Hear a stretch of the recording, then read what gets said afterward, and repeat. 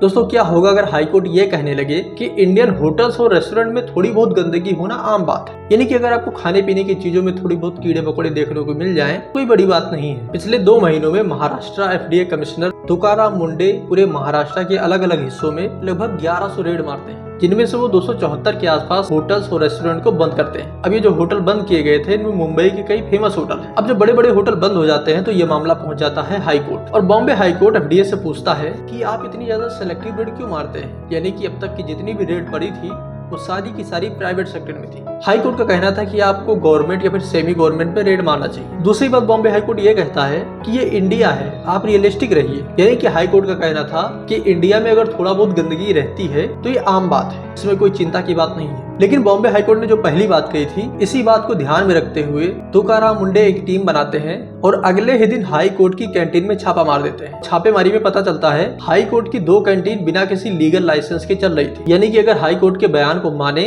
तो अगर आप इंडिया में रह रहे हैं तो आपको गंदा खाना या फिर अनहाइजीनिक खाना खाना पड़ेगा।